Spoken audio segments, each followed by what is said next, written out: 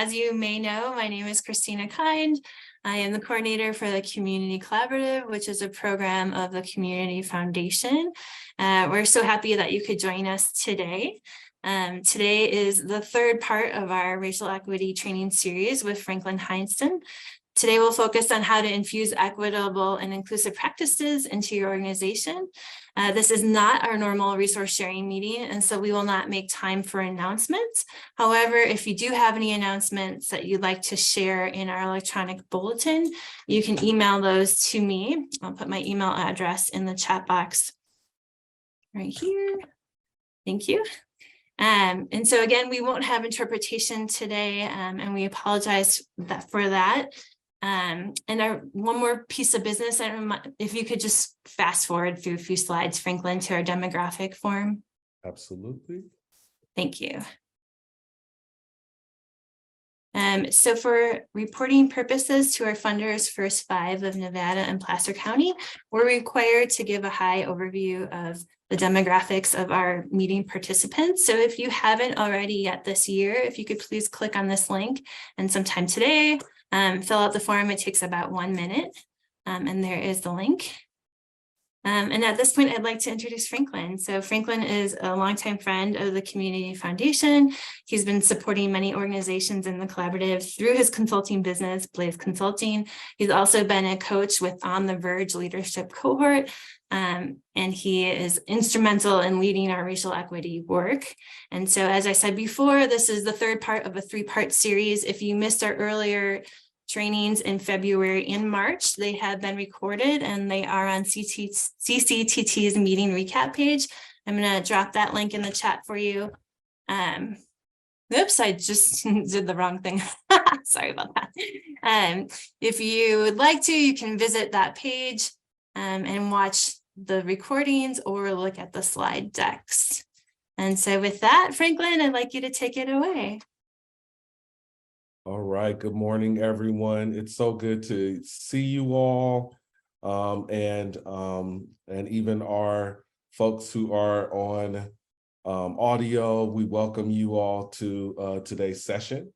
I'm particularly delighted about today's session, and anytime I'm in a third part of a series, a three-part series, because it means it's time to transfer the learning and the opportunity to go after future learning to the participants, to the folks who are being a part of this experience. And so for those of you all who've been a part of the previous two, today we're really counting on you and everyone on the call to lean in, not to overuse that phrase, and engage in conversation and to spend time talking and sharing how the content is impacting you, the questions you have about the content as we move along today's journey. And I do want to do a selfish shout out to all the Vergers from any cohort that has been involved. So if you're a Verger, go ahead and give a thumbs up on your reaction. I see a few Vergers already in the call as well. Awesome. And and then is Peter Mayfield here? Peter's not here. I have a note on my calendar that today is Peter Mayfield's birthday, but if he's not here, I will spare the gospel rendition of Happy Birthday to you. But let me know if Peter arrives. And if you know Peter, go ahead and shoot him a text and surprise him that you know that today is his birthday. We're also delighted today to have our friend Allison in the room. Yeah. Allison sent me a lovely note and said, if there was any way that, that she could be of help, as Allison would, to let her know. And I jumped right on it. And so I've invited Allison as a community volunteer today to help us with our breakout rooms. And so thank you, Allison, for being here. That's very wonderful. All right. Today we're going to talk about how our organizations lift equity and inclusion into its policies, principles, and programs. And in doing so, in the design, one of the things that I'm learning, and because this work of diversity, equity, and inclusion is constant learning and going after understanding, is that you can't just bring your head for this journey, because this work is so deeply personal. We constantly have to allow for ourselves to bring our personal selves, to bring our thinking, to bring our hearts and minds into this space. And so as we discuss how we bring this into our organizations, we're also going to discuss, where are we in the story? Where am I in this story of racial equity? Where am I in the story of noticing where I get excited, where I see opportunities, and also where there's resistance and sometimes even threat. So we're going to look at that today. And I want to invite you all, as we look at that, to bring your full selves to this space, to practice your authentic self, your authentic leadership. I've also learned in this process that we must, to do this work, we must have grace to try on new concepts, new language, and grace that we will make mistakes. Not we might, we will. And so we notice any part of us that wants to get the A, that is looking for perfection. And we allow ourselves to let that go. So everybody gets to right now take off your amazing leadership cape that says, exactly, Sarah, thank you, my good friend Sarah's here. You get to take that cape off and just be yourself inside, while you represent your organization and represent your position and does so, but you also get to be your authentic self today. We're going to be very interactive today. I think at least more than a third of this session today is actually going to be conversation, dialogue, and sharing with each other. So I want to invite those who can be on camera to be on camera. It enhances the dynamic experience for everyone. And I also recognize that's not always possible for a variety of reasons. And so I will occasionally, for the sake of equity and trying to not disappear people who are off camera, I will call names of folks who are camera off. If you're not able to respond, no worries. We won't make a big deal about it, but we just want you to know that we acknowledge your presence and your being here. Let's just warm up for a quick second, even before the warm up. Let's do the pre-warm up to the warm up. So will you please first, on the count of 3, say hello to this group, unmute yourself and say hello to the group in whatever way you feel is right for you. Let's go 1, 2, and 3. Buenos días. Oh my God, it's so good to hear all of that in Truckee, Tahoe, and wherever else you are. I imagine that snow is still melting for you all. I'm in the Bay Area today, and it's a beautiful spring day. And then the second thing is, let's do a quick check-in in the chat, because I like a good fired up chat. I believe the chat is a part of the discussion and dialogue and conversation. And so if you could just put into the chat this morning, what's the last, let's create a playlist. What's the song that when you want to be fired up, you put on? What song do you put on when you want to get fired up? It doesn't have to be the ultimate song, any song that you, yes, let's go. Lizzie started off right.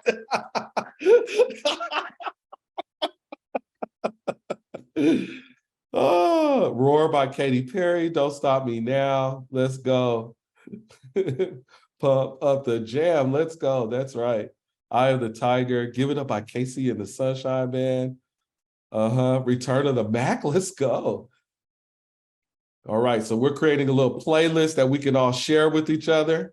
So copy some of these down, but stay present. But copy some of these down, and we could play these in our cars when we have to go up and get things handled and done. All right, so thank you so much for firing up the chat this morning. And let me talk a little bit about agreements. Let's do confidentiality today. For me, as you may remember, confidentiality is 2 parts for me. One is what happens here stays here. And if you want to bring up something that someone shared at a later time, then you just ask their permission first, okay? Because sometimes we say stuff that is for the moment. We share stuff from our personal lives that's for the moment. May not want to talk about that at a later time. So you just ask permission. And that's confidentiality. Use I statements. Nobody has to speak for all of anyone. So I don't need to speak for all Black people. You don't have to speak for all Latinx, Latina, Latino folks. And you don't have to speak for all white women. So, just use I statements, respect others' experience. Today, we're people over content. So I reserve the right to pivot anything on my agenda today to support the folks who are on this call in real time. Practice curiosity. Please today, take care of your needs. We are going to have a conversation today that some people may find really difficult. And so we want you to take care of your needs. If you need to mute me for a second or step away for a second, I'm certainly not scared of emotion on this call. I really am not. I really mean that. That's not what I mean. So if there's anything in us that feels like I can't be professional and emotional, that's fine. I think that's fine. But if you really need a second, go ahead and take it. My request is that you come back.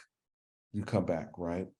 And then we offer grace, right? So people may say things, may make mistakes, may tell their truth, but this is the practice space, right? And so please allow for that. And as facilitators, we will hold the space in the effort to make sure no one's getting, disrespected, or if no one's saying anything that's just outright troubling without addressing it, but we're going to create space for folks. Any other agreements we need to make to be in community and learn together?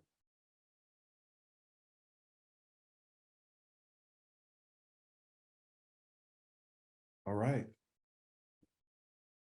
For this next activity, I am going to do, some of you may have seen this. It's not very hard to find online, but I think it's really applicable for the type of thinking that we have to have for today.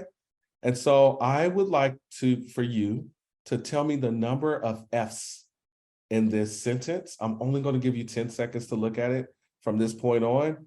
And if you have the Spanish deck, you're looking for the D's. All right.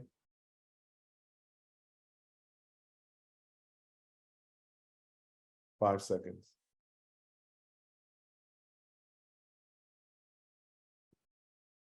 All right. Okay, how many F's were there in the statement? How many people saw 3? Yeah, there were 3. How many people saw 4? 4? People, if you're off camera, you can put your hand emoji up or whatever it is. How many people saw 5? Okay, a couple of 5s.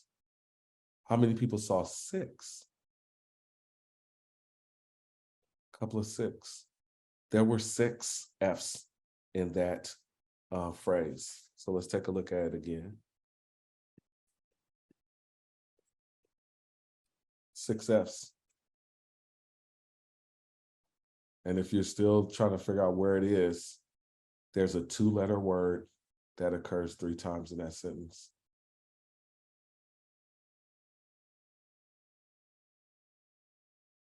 So then it reminds us that, Chaz says, dang, I love that word. It reminds us that sometimes we miss information because our brains are wired to be efficient, right? And in many cases, as we continue to do the work and just live, really, our brains become even more efficient at getting the main point of the information, deciding what needs our attention and what doesn't need our attention, because we can't focus on everything. What do we need to give our attention to for survival or to get our goals met? And what that also means is that sometimes we miss things because it may seem our brain has trained us that it's not efficient, that it may be a threat to our survival, or not in the interest of getting our goals met. And today we're going to talk about privilege And I know that's a little bit of a hard right turn. So this is a really pedestrian kind of activity, but it lifts into our brain that, sometimes we don't see the whole picture. And certainly we may miss detail.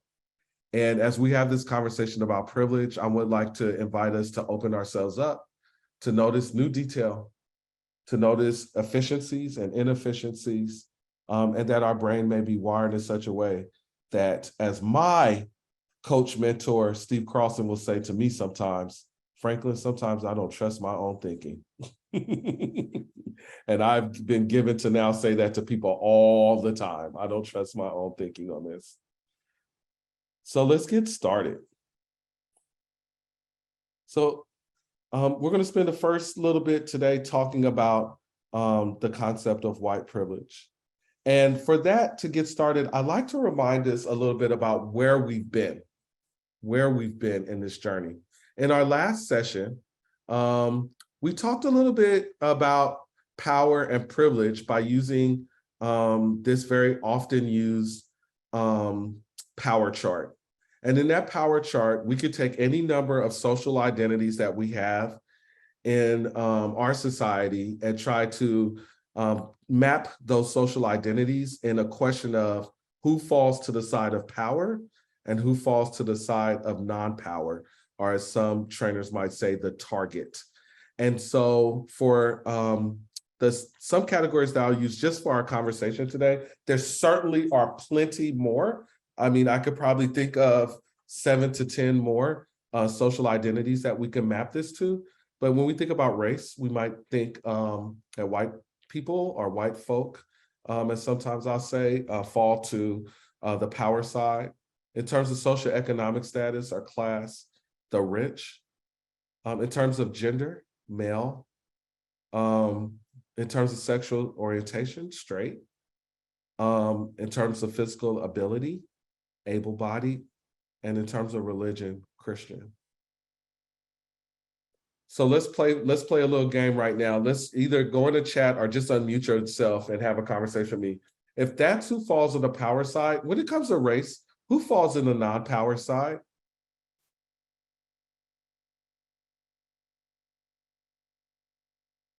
Someone talk back to me. Could we say like Non-white, non-minority or just people of everybody color. else? Non-white, minorities, in some parts of the country, they still use that phraseology. And Victoria said people of color. Thank you. Good morning, Victoria, my friend. And then when it comes to socioeconomic status, if it's not the rich, who's on the non-power side? Low income. Low income. Working class, maybe some other folks might say as well. What about gender? Non-male body or non-male, anyone who's not a male. Nice. I was gonna say non-binary, probably the farthest from power. Yeah, absolutely. So on that part, non-binary, furthest along that pathway. And also to just name those who identify as woman or female as well. And their physical ability.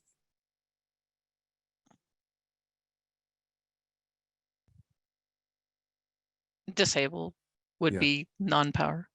Yep. And then religion. Everybody except Christian, I don't know. Yeah, thank you. No, that's right. And so, yeah, that's where we came up with. And, I think, the opportunity then when we talked about that last time, and thank you for that talk back. I really appreciate it. And then we talked a little bit about, okay, then what does it mean to ally and who can ally? And so we did describe a situation or a scenario that an ally, and it's like simple, is to literally look at the power chart. And anytime someone who is in the power column or someone whose identity falls there, anytime they act and move and speak to help to amplify and intensify and support those on the non-power side to have an experience and to experience power, to experience their humanity, to experience their humanness, to write power dynamics and all the ways that that gets expressed in institutions and structures, then we might call that the ally. And then last time we even went one step further and said, oh, and then if we move from ally into a place where people are really putting it on the line, where folks in, who have privilege and power put it on the line. There's some sacrifice of comfort, some sacrifice of resources being made, then we're moving towards co-conspirator. And I'm not going to play the video again, but we can certainly, you can link it actually in, Christina dropped that link earlier and go back and get that. But there's this opportunity to be a co-conspirator where Bettina Love, this author, is calling on folks to be abolitionists or to learn about abolition. So that's a little bit of where we were last time. And I think it's helpful to use that as a starting place to move into the idea of privilege. Because an ally or co-conspirator has some awareness and some understanding of where privilege falls and how privilege falls to them and the dominant group that they may be a part of. Let me pause here and see if there's any questions or comments before we jump into this idea of privilege.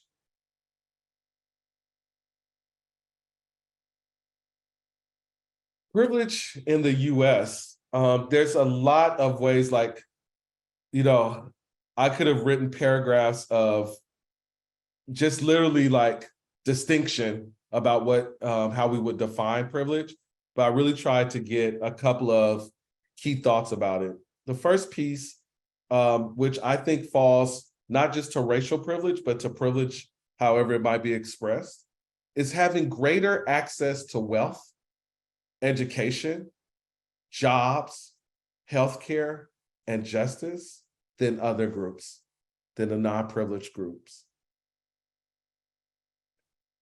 One of the ways my good friend Etsuko Kubo helps me to define privilege and non-privilege, or equity and where equity is not, is to notice the health equity, right? So if I literally live 10 years less than a white male just based on the color of my skin, then we still have work to do, right?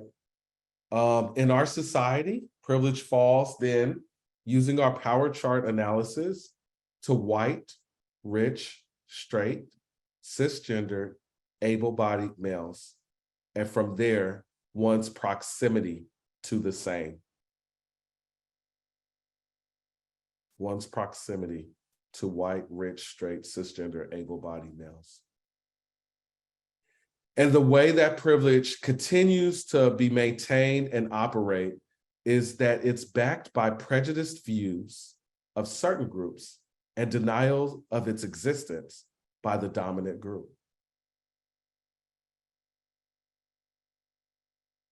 I want to breathe that in for a second. By contrast, we work towards equity, where we're proposing that we work for equity. And for today, systematic equity is a complex combination of interrelated elements, consciously designed to create, support, and sustain social justice. It is a robust system and dynamic process that reinforces and replicates equitable ideas, power, resources, strategies, conditions, habits, and outcomes. We pulled that from Annie Casey Foundation's DEI handbook. What does cisgender mean? Oh, great, thank you. It kind of means in agreement. So cisgender means that your gender identity matches the gender you assigned at birth. And that's why we're a community. Thank you.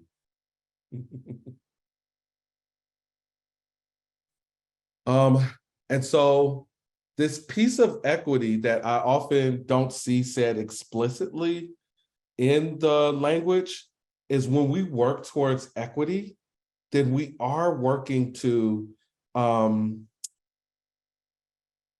redistribute power and redistribute voice for those who are starting from behind. That equality is giving everyone the same, but equity means that you go for those who are marginalized and actually give them more so that they have a fair chance. And so what I see a lot in equity efforts is as a resistance to that concept. We give voice to working for equity, but we don't often understand, or we might get uncomfortable that actually means that you provide more access to resource opportunities and you redistribute power so that you're actually doing a little bit more for marginalized communities to come up and get that fair chance. Otherwise, you really are working for equality if you're just trying to give everybody the same access. Any questions there? Franklin, I have a question about the previous slide. So when you're ready to move forward, can you go back? Let's do it. Let's do it. The third sentence, it is backed by prejudiced views of certain groups and denial of its existence by the dominant group. Does that mean the denial of privilege? Yes. Okay, thank you. Thank you for that clarity. Right. And so it's not that every individual is prejudiced. That's not what it's saying. It's saying that there are prejudiced views that are baked into our society. And those prejudiced views of certain groups, by the way, not just prejudice from white folks in terms of race, like there's absolutely internalized oppression, meaning that after a while, it's happened so long that people of color can adopt these prejudiced views as being their own. And sometimes that's for survival, by the way, and denial of its existence as well, right? And so you could be a person of color and deny, or you could be a group of people of color and deny that this privilege exists. So then we get to this certain point, and I'll do a little bit of storytelling as I do this work in communities throughout California, especially, urban, rural, northern, southern California, mountains, valley, coast. As we move in through the definitions and we move through Oppression 101, and we have our equity picture of the folks standing on the boxes or at the baseball field, the conversation pretty much rolls along. And then we get to this piece where when we get to the conversation about privilege, it gets hard. And that's a common experience. One person said to me in the past 2 weeks, when you say white privilege, when you say implicit bias, I hear I am a racist. I hear you saying, Franklin, you are saying I am a racist, right? And I think that reflects there's something hard about talking about whiteness, about talking about white privilege, our privilege as men, our privilege as straight folks, right? Privilege as middle class or upper middle. And I wanted to give us a space to be authentic and real about that. And by the way, this applies to people of color as well. This is not scientific, what I'm about to say, but I actually find, since I've done this, that that I've gotten a lot of resistance sometimes in workshops like these, and more resistance actually from people of color who feel uncomfortable talking about this in front of white people, or feel like, wait, aren't we all supposed to be on one page, but you're dividing us with the language? And so sometimes it's not only hard for white folks to talk about this, but privilege could be, and issues of power can be hard to talk about as a person of color for a variety of reasons. So I want to give us some time to go into breakout groups right now, and we're just going to do mixed groups. I encourage people to share and talk a little bit, maybe spend about, I think we're going to do groups of 5, spend about 60 to 75 seconds and just share what makes talking about whiteness or privilege hard for you. And then you can expand to others. But really try first to go internal. That's the most important before you talk about what the work other people need to do. Is that fair? Give me a thumbs up if you understand what I'm saying about that request. Thank you. All right, so I'm going to check in with Christina and see if we're ready. We're ready. I'll open the rooms. All right, does anyone have a question on what's trying to happen right now? All right, I'll see you in 9 minutes. Yep. Welcome back, everybody. All right, so let's hear from a few folks, maybe as many as 3 folks, and you could just be deep and succinct.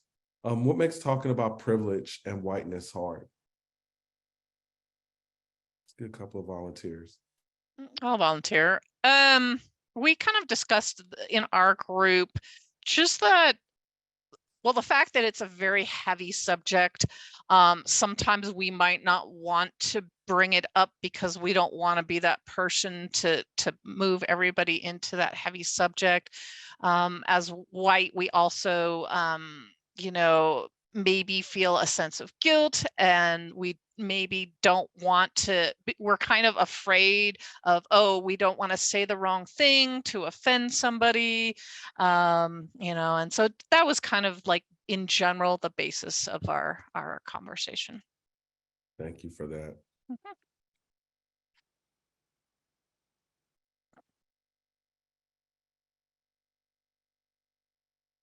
Someone else.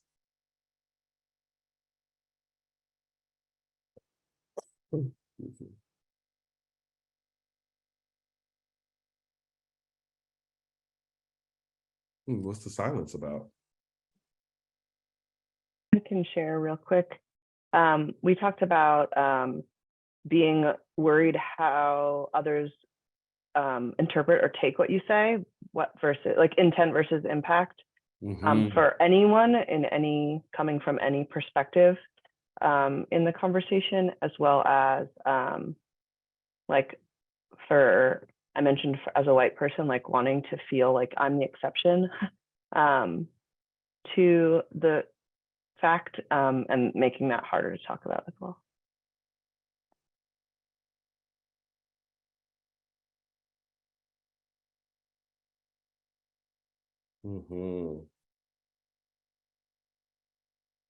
I'll be honest, Franklin, that years ago, I would probably take up more space than most anybody in a room most of the time. My default is to share and to talk.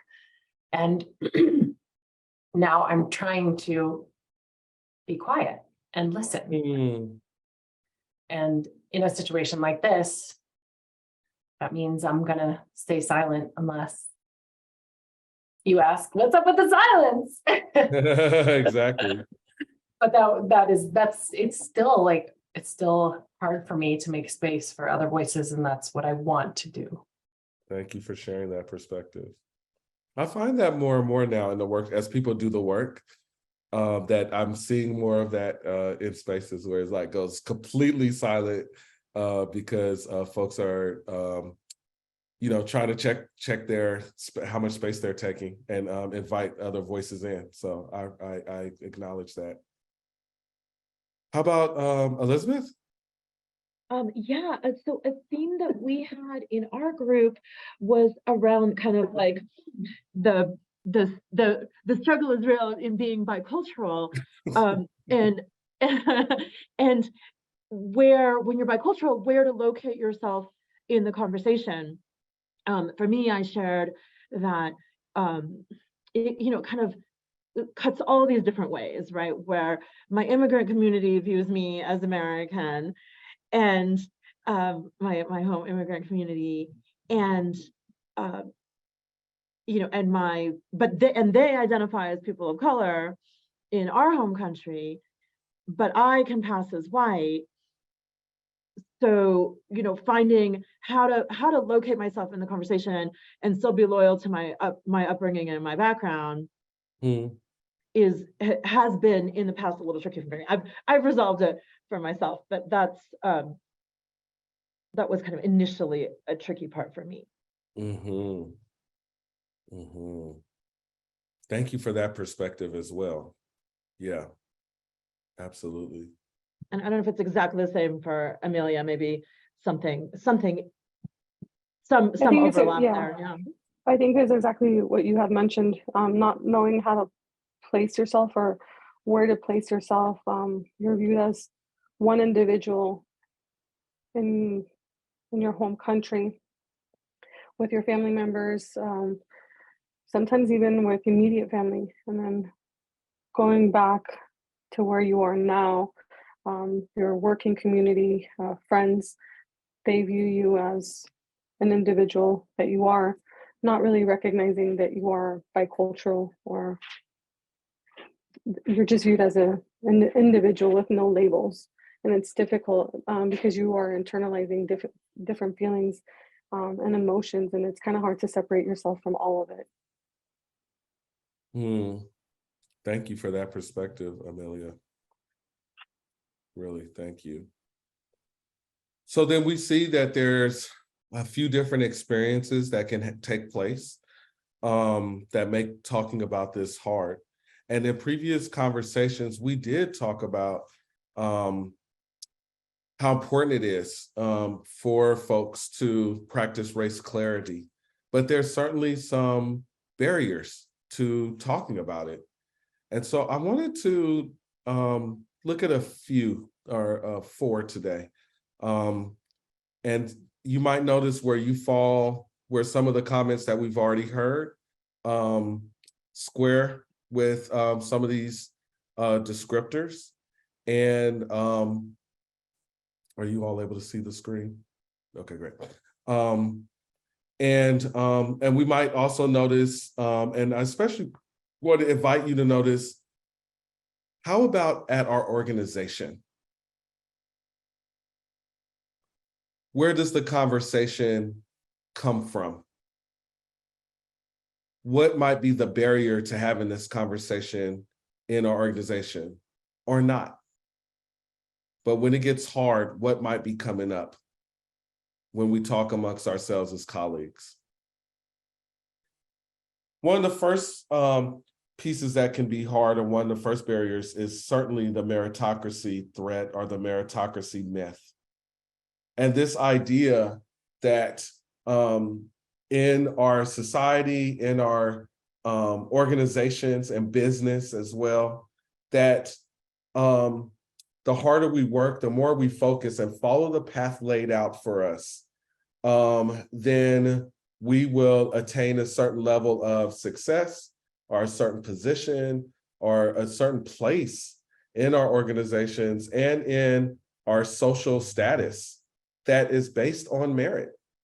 And as Americans, we like to believe that. It's very core to our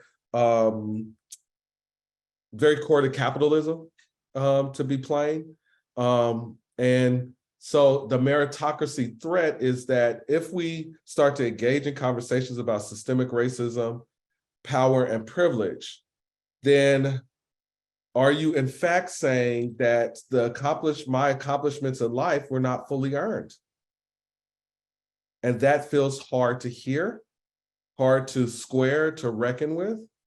And most often we can hear that very binary. It's either or, right?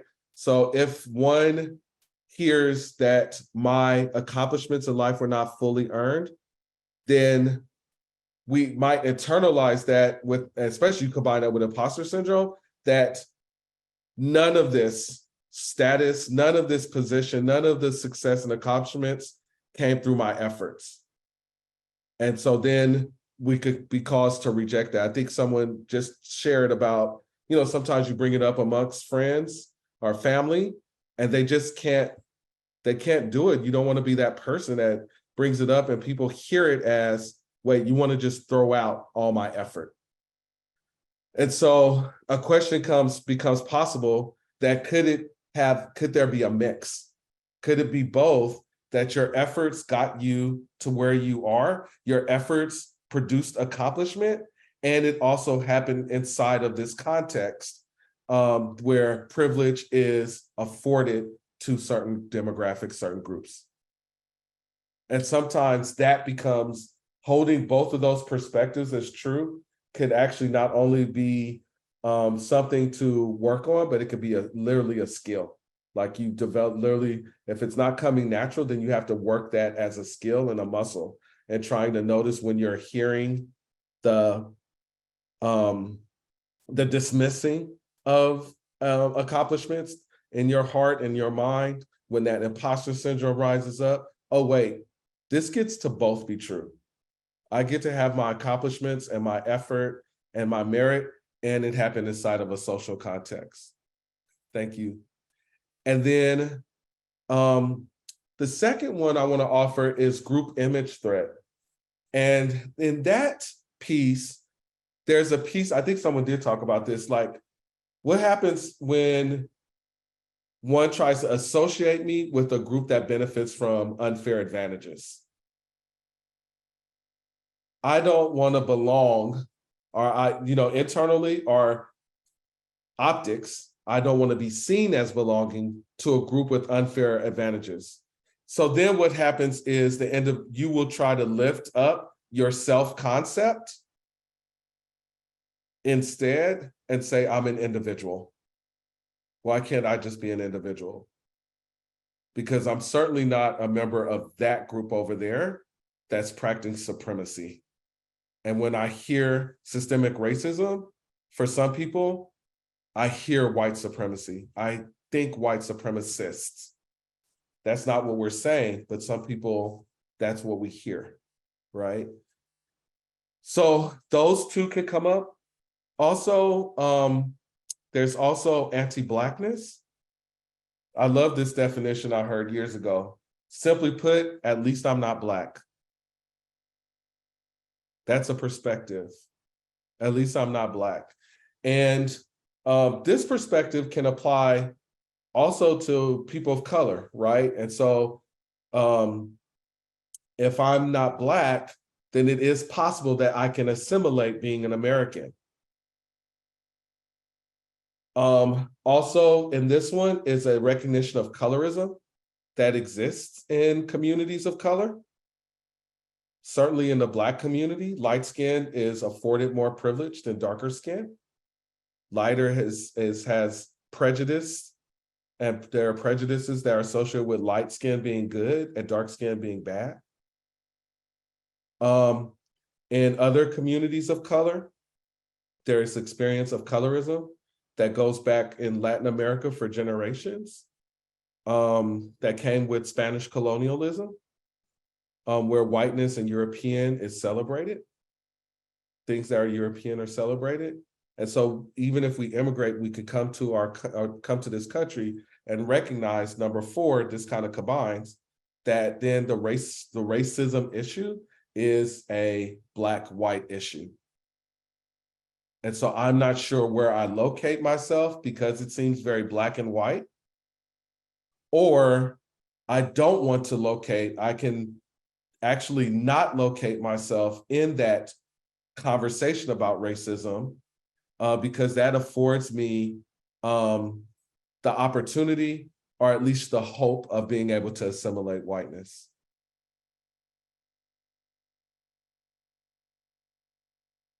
With anti-Blackness, I want to say one more thing. There is no whiteness without Blackness. That is how in the founding of our country, we got to decide and figure out what whiteness is and what privilege and power, where it would fall. It had to be as opposed to Blackness. And then we coded that in that time into laws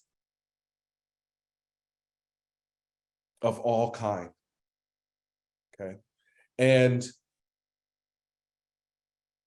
what I want to say about that is there's no shame or guilt when we do this work well, I think, in assigning shame or blame. Because it's true, this is something that was created generations before us, but we can notice our resistance, and we can notice that this is an opportunity to create community as we wish it would be. So let me just pause there and see if there are any questions about any one of these four topics. Obviously, you can geek out for hours on end researching any one of these. But it's also a place where you can have conversation.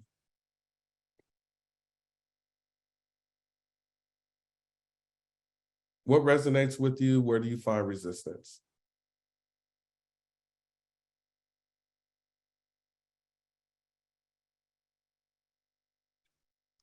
I'd say like that it's a black and white issue, because that statement kind of stands out to me, like there's only two sides to it, you know, where like what we were talking about, there's a lot of variables, you know, darker skin, lighter skin, you know, people of various colors. Well, I can assimilate better than a darker skin person. And but yeah, you know, so there's a spectrum and not just black and white, you know, that kind of just stood out to me. Yeah, thank you for that. I read that one too, you know, the racial binary, it's a black and white issue. I was thinking about the like, it's a black and white issue, the metaphorical, I guess, I'm not sure what word to use, the metaphorical interpretation of that. Mhm. Part of the issue also seems to be very black and white or all nothing thinking. So there's like a cognitive barrier here too, that if I had some help, then that means nothing I've accomplished matters. Right. If I exist a little bit in the context of privilege, well, then you're telling me that I've never done anything for myself ever, which is a very black-white issue. That's an issue, some way to think. Yes. Yes. That was also the bullet point that resonated the most for me. I have started noticing how binary we tend to categorize things, or how attracted to the binary we are in American culture and in our society. And since I've become aware of that, I haven't found an area where binary is helpful in like making progress. It's efficient maybe, but I think binary thinking and binary labeling, my current observation is that it's almost or always unhelpful. And it's I appreciate you saying that, because it also becomes then this like insidious way of dividing people up who could have affinity to do this work together. And so I appreciate, that's what came up for me just as you were sharing, Sarah, about that. So then just for sake of time, let's look a little bit about, let's not forget the other barrier. That are you calling me a racist? So it's, it almost kind of stands on its own. We've all seen some version of this, right? I'm not a racist. That sits with this. So then let's look at like some ways that we'll see the response take place. And I'll kind of slide through this kind of fast, so slow me down if you want to get deeply curious. So if we imagine that there's like this continuum and this tension point, or this tension that's created by the stretching, then we might fall into some typical ways that folks might respond to conversations about racial equity. Again, I'm asking you to kind of put on both your personal hat, but also your professional hat. The first is deny, right? There's not, let's deny that privilege, implicit bias, or any dynamic that affords one group privilege over another is not helpful, is inflammatory, is frustrating, and it doesn't make sense for us to have that conversation or to recognize that. So we might deny. we might distance. And we talked about this. So we distance ourselves from those who have not acknowledged bias or privilege.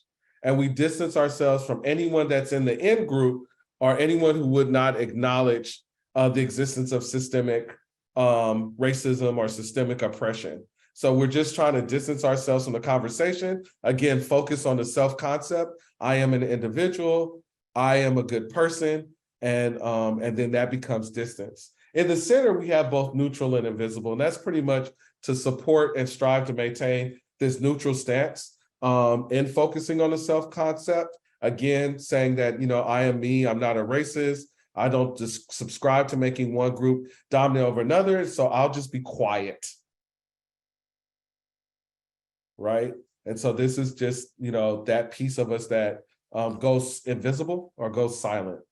On the other end, we might do shift or dismantle shift, kind of moving in the direction of taking the work to advance racial equity, to confront systemic oppression. And so we strive to see those incremental shifts and how it works in our organizations and our culture. And of course, dismantle is to actively work to confront it, right? And to dismantle those systems, those practices, those policies that are taking us into the status quo or even to the past. Hey, Allison. Hey, Franklin, could you describe a little bit more when you talk about in-group? Like what that means, in-group, what that looks like? essentially, Thank you. I'm sorry. In-group is the dominant group in the case of racial equity, white folks. Right, so that's kind of the in-group. And I'm happy to, I'm not like one of those consultants that like hold on to information. So let's see if I can get you some more resource right there on that piece.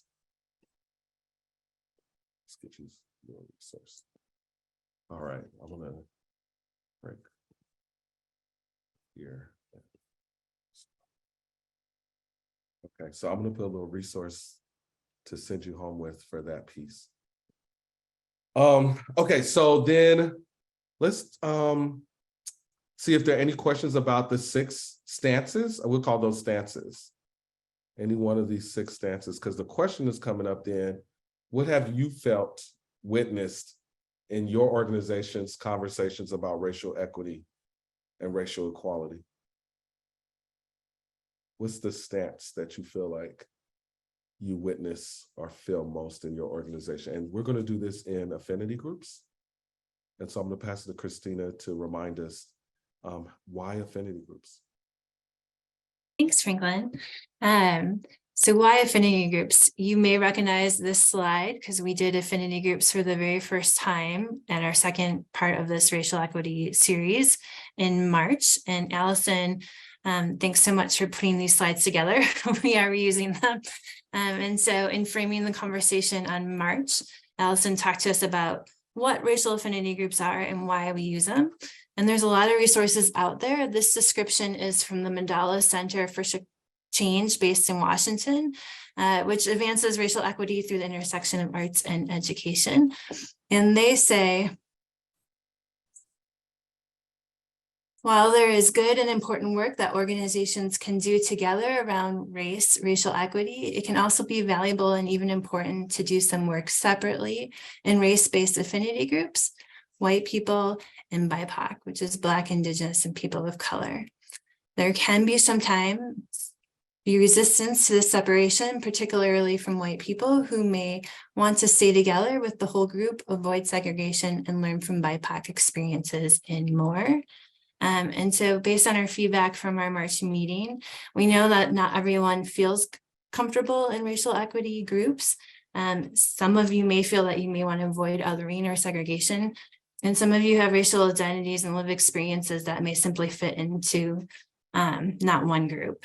And so, while it may seem divisive to be in racial affinity groups, as Allison said in March, the reality is that people are already divided by systemic oppression, and that marginalized people in particular know this through lived experience. And so as we experienced in March, sometimes being in affinity groups can be very powerful to move the work forward. And that is because white and BIPOC people have different work to do. Oftentimes this can create space for deeper authenticity and honesty. People are less afraid to say something wrong, offend, or hurt the feelings of others. And oftentimes BIPOC folks are relieved to get some time with others who share the same struggle and have similar experiences of racism. And in mixed race groups, BIPOC people often teach white people and do much more of the emotional labor. And so we are going to do affinity groups again, as Franklin started us out in this conversation today. We want to remember the agreements. I will throw those in the chat, but we also want to recognize that this is an opt-in exercise. And so if you are feeling uncomfortable at any point, we welcome you to opt out of the group or not join a group, or you can even switch groups at certain times. As Amelia and Elizabeth explained to us, you may not identify with just one group. Racial and ethnic identities are very complex, and you may be feeling something at some different time in your life. But for clarity, join a group that you're feeling in this moment for today. And again, if you want to switch groups, that's totally fine. And if you want to opt out, that's fine. So let me just drop in the meeting agreements in the chat. We're going to do two groups, so we'll do one BIPOC group and one white group. If you identify as the BIPOC group, you're going to stay here in this main room with Franklin. He's going to facilitate the conversation. If you identify in the white group, you're going to join the breakout room 1 with Allison and I, who are going to facilitate that group. And Sarah, thanks for putting in the chat. Oh, thank you. Oh, you're so good. Thank you for putting out the breakout questions. I was just about to do that. So thanks, Sarah. All right. Do you have anything you'd like to add? Yep. So if you're white, the question is, what approach shows up in how you and others have approached racial equity work in your organization? We're talking mostly about culture right now, not so much about the product, but we're talking about process and relationships. Okay, not so much of the product, like not a conversation about our DEI statement says X, Y, and Z, but really when we have these conversations, this is what works and what's, yep, great. And then the second piece, I love it. And the second piece is for if you're our BIPOC friends, what do you need from yourselves and others to be active in racial equity work? So I'll be quiet there. I think Christina, for the sake of time, we'll do 10 minutes. Okay. Okay, great. See you in 10 minutes. Any questions on what's trying to happen? Back, everybody. So apparently we've started to share out.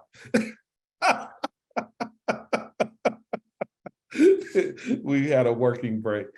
Beatrice, do you mind sharing like your first comment as well? You have the option to say yes, no, or counter offer, by the way. So sure. I was sharing with Franklin that when he speaks about people of color, it doesn't connect with me because like my skin is like lighter. So like I don't connect with that word or that group. And so it left me feeling like, is he also including me or not? Kind of what it felt and stood out for me. and I don't want to put words in your mouth, but you also, what you said also was that you hear it as me talking about Black people. Right. Like That came up. Right. Overemphasis of talking about Black folks. Yeah.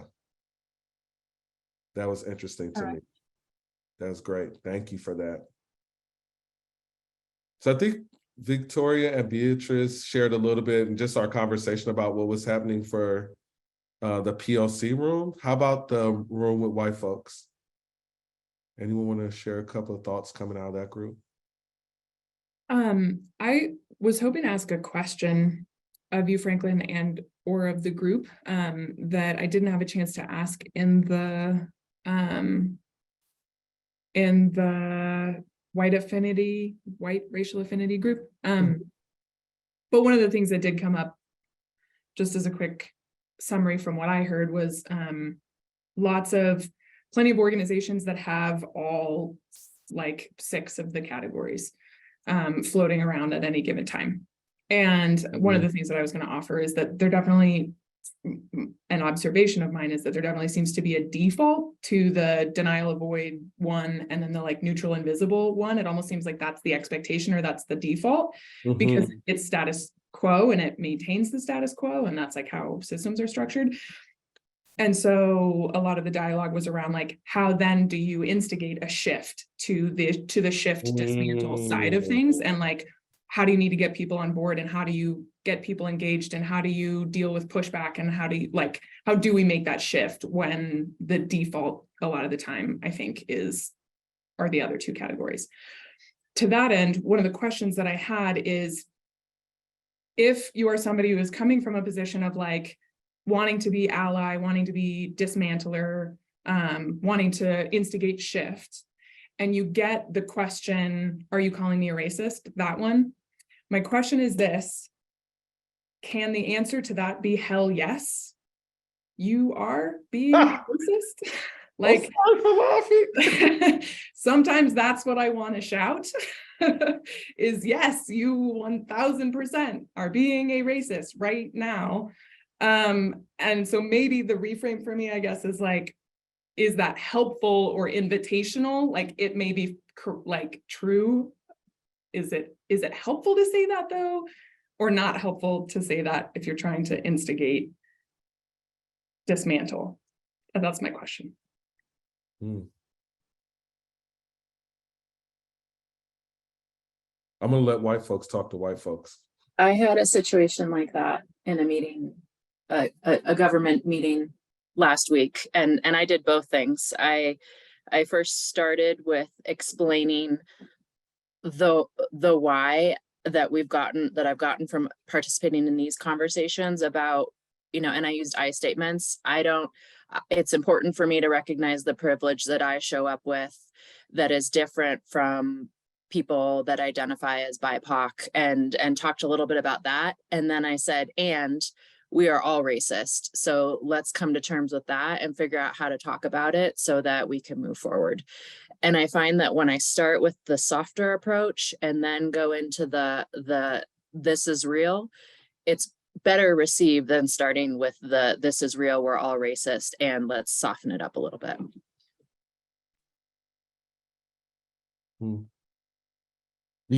Laura, do you have your calling in cards? Say that again, Franklin. You have your calling in cards from the last session? I do not. I wish that I was able to. Okay, we're going to drop the link for you, or something of the other. Yeah, we had a set of cards that could be like a very tangible. I think we did calling in person, huh? That could be a very tangible. Yeah, we had the scenarios and the acting. So there's also a video.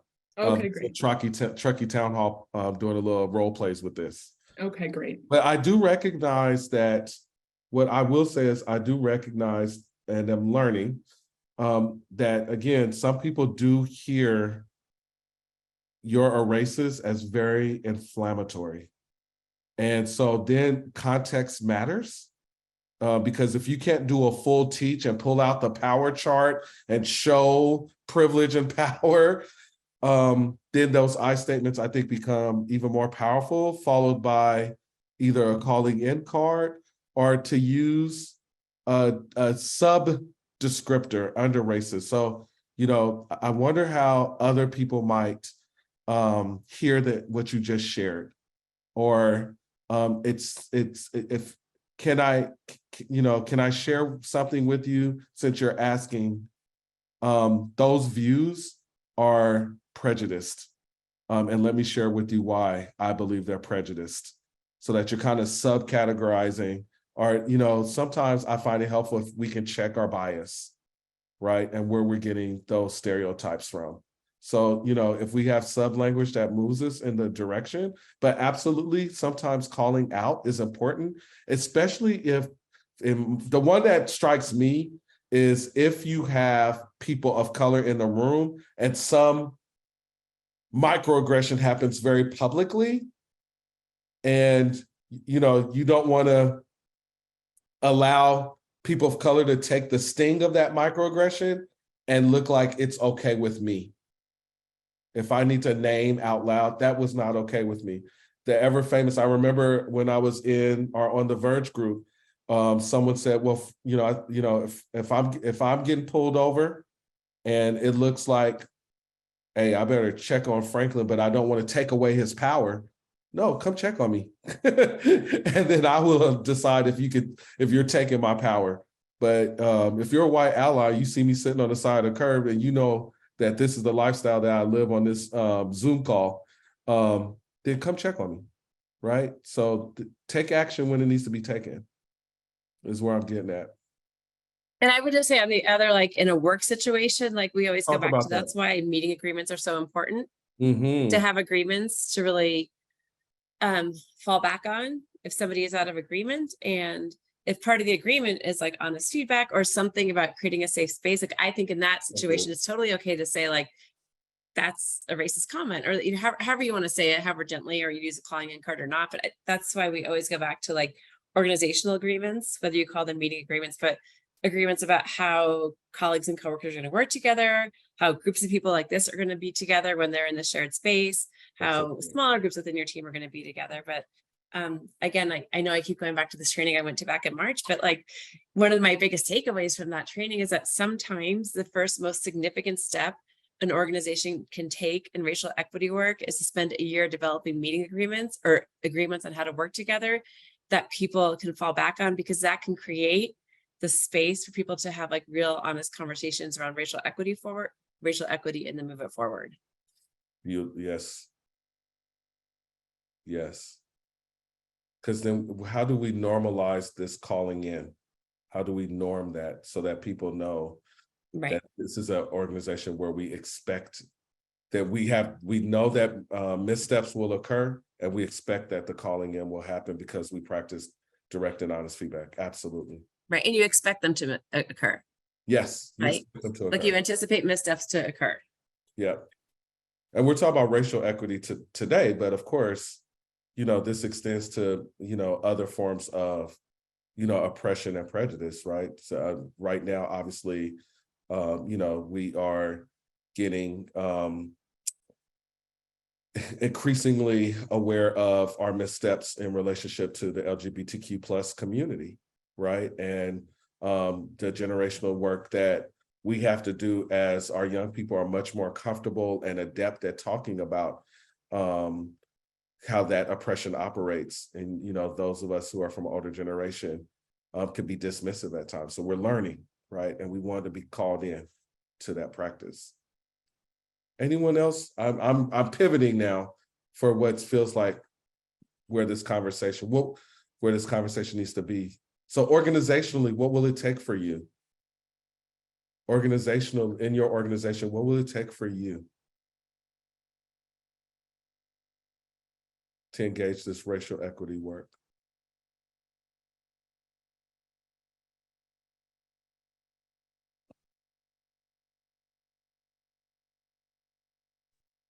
I can share out something little.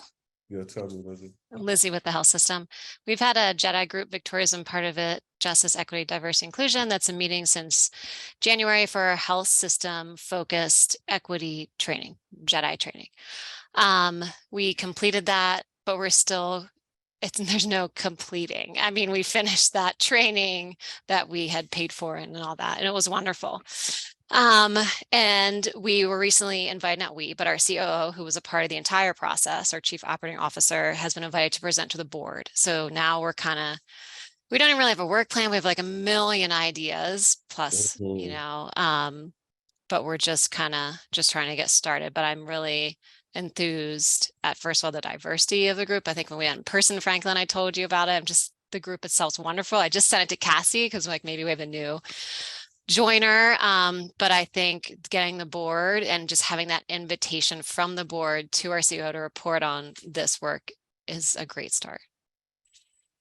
I will offer, even though I was not asked, a question to think about when you think about that board presentation. What is the vital behavior that you would like to see happen on that board that will move the needle? That was our feedback too, because Yeah. Conveniently, we had our last coaching session, which was free, but it's $500 for 45 minutes of this woman's time. And then after meeting with her and learning we had this invite, we're like, okay, what's our ask? What's our ask for the board? And that's like what we're focused, the why we're doing this and the ask. Victoria, do you want to add anything? Marie had to step off. No, I think you put it beautifully. And this is what I was telling Franklin a little bit ago was, I feel like all those conversations that we had within the health system have been in a very safe environment, which is a group of people that want to be there and want to do that work. And I'm curious to see, like, how do those other conversations go? And I know that most of those rely on RCO. So how does he communicate all this that we've been doing and all this work and all of our intentions to the leadership group? And how is it received there? And how do those conversations work out there or outside this very safe environment? I'm just really curious to see what's going to happen there. Mm-hmm. How many folks here know that your board is engaged in DEI work, or at some aspect of DEI, the board is involved? Just by show of hands. Show of elbow. Okay. So just a few. So that's a key piece there, right? Is that it's diffused throughout. Okay, let me share a tool that you're going to walk away with, but this is not my normal practice to do for facilitators to do spray and pray, but I want to use every minute that we have productively. So I'm going to walk you through a tool, a structured thinking tool that you might use in your organizations. So the first thing I want to share is that when we do organizationally, there are 4 key pieces that I would invite you to take a look at, for top of mind, not top of mind, but really to move some levers, if you will. And what we're trying to do is we're trying to move towards equity, and we would define that when one's racial identity is not a predictor of the key elements of their employee experience, not a predictor. So first place we go is wage quality. We do an audit of the wages and our compensation structure to notice if there's any irregularities that have become regular. Right. So in one organization, noticing that all things being equal, people of color were being paid less. And when this organization that I coached went deeper, it was because people of color didn't know that they can negotiate their salary, but white people, for the most part, knew to negotiate their salaries. But there's certainly other pieces there too, like, do you give extra points for lived experience in interviews?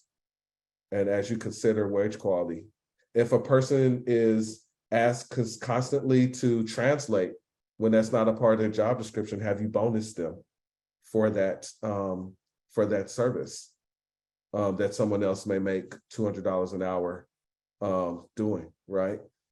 Career and advancement, when we see that one's racial identity is not a predictor of their career advancement and their opportunity to lead, even up to lead the organization. Our health and wellness, right? And our retention. And then also my why is to increase the diversity of leaders of color in an organization. So inside of an organization, you have these various departments, of course, and there are probably other divisions as well, including finance program, the board of directors, and central leadership. So we might do an analysis. Christine, do you mind dropping that link? We might do an analysis that looks like this. If we take our policies, our practices, and then our program and products, just as a starting place. And for products or programs, it could be that you're in the program department, or you implement a program, or you're responsible for leading up a program, but you could be in finance and have a product that all the employees use, right? So like the reimbursements, timesheet process, how we do PTO, the tools and access to technology, and how do you decide who gets professional development and how that budget is set per person. So those could be places that you look, even if you work in the central office, the admin, or an executive leadership. And so then we can ask ourselves, what are some of the barriers to racial equity in our organization? And then what are some opportunities that we're leveraging in racial equity? And so I just put this up as an example, but when you look at the handout, I've offered you a blank so that you can do this on your own. I'll lift up a couple just for examples. So for policy, if we have a career advancement kind of structure that's about meritocracy, but we haven't done the anti-racist analysis of that, then that might be a barrier. Conversely, if we have an opportunity, if we incentivize lived experience, if we have a flexible work policy, this online thing is not going anywhere. This work, from home thing is not going anywhere. Or if we want to have a more progressive family leave. In the prep for this, I found organizations that actually had added to their family leave time for miscarriage. And I thought that was pretty progressive. In the practices, I sing this song big time. One of the most interesting things I found the past 3 years is the diversity in leadership is limited because of the informal networks and friendships where we go to find our leaders. If we only call our friends and the people we know and say, send me a good person, recommend to me a good person, and we don't have diversity in that pool, then guess what? We're not going to diversify that leadership. And then those informal networks. On the opportunity side, let's access new networks. Let's share job description questions before the interviews. Why do we need to really do surprise questions on the day of the interviews? Let's give people a chance to think about what they want to say. And if there's, a need to have some language, then that person can do some, some opportunity to prepare in that regards as well. And then in our programs, do we practice cultural competence, which says, I know what your people need, and I'm going to give it to you? Or do we practice cultural humility, which is to say, I'm curious about how I can partner? And then finally, the opportunity there is to deepen stakeholder engagement. And if I had another 2 hours, that would be the next place I go, is how do you bring stakeholders an increasing amount of decision-making as appropriate in your organization? So those are just some samples, but you can certainly do this for yourself. Heather, the time is yours. I just had a really quick question. When you say share job description questions before interviews, is that the idea of like sharing like what are the interview questions going to be? Yes. Okay, cool. Thank you. Yeah.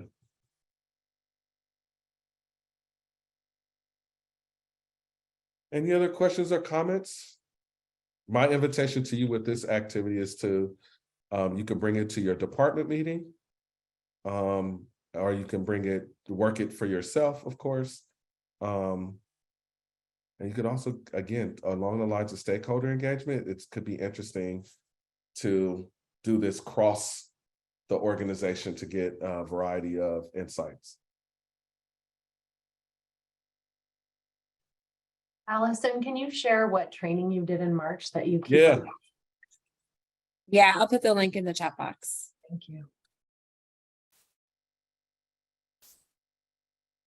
It'll All take me a right. few minutes to get it.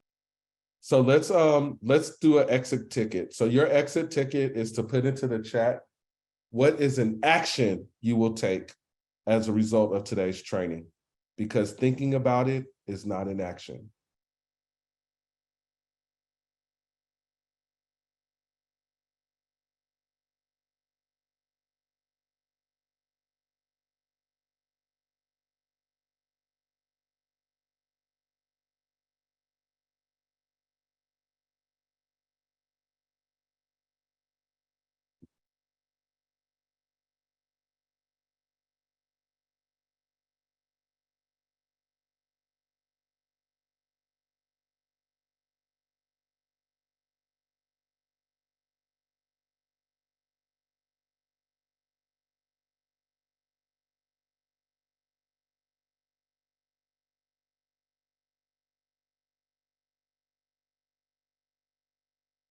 Thank you, Nancy and Laura, for kicking us off.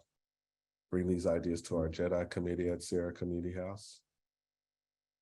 Is Alondra still on here?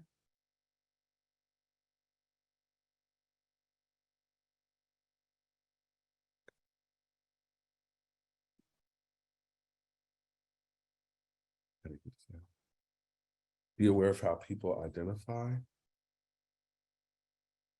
I will attend more DEI trainings. Continue to increase dialogue with coworkers about what this looks like in our workplace. Bring this worksheet to the county leadership meeting.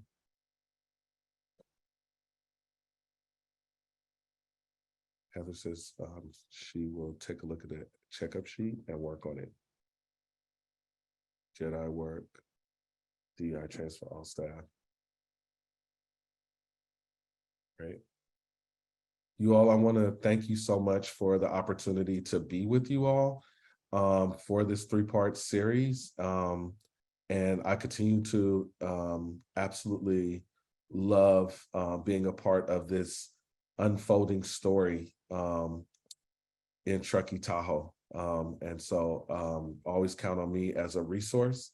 There may be questions or thoughts that come up for you as a result of today's training that you want to have follow the trainings like this with this many people don't often afford the deeper conversations. And so Allison and I welcome follow-up conversations. And so we're going to both drop our email into the chat as well. And with that, I will pass you back to Christina. Thanks, Franklin. Thanks, Franklin, for providing this great training. We will put the recording on our website so you can share it with your colleagues, as I heard many of you say that you want to bring training to them as well. And then we'd like your feedback. So I'm going to drop a link into the chat here for our Mentimeter poll. If you could just follow that link, let me just pull up the slide too. 1 second.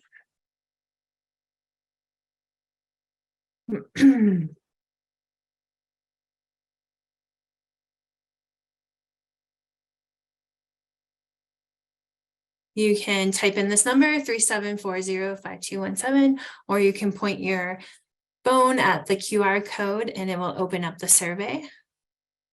There's 2 parts to the survey. One is how much valuable information you gained today on a scale of 1 to 5. And then the second part is an open-ended question to give us feedback. So if you've done the first question, please hold tight. I'm going to advance the slide so you can do the second question.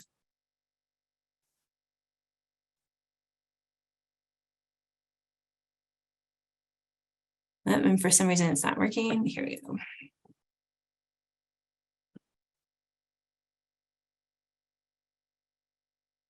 So now it should be on the second slide. If you have any additional comments or feedback, please make those to us.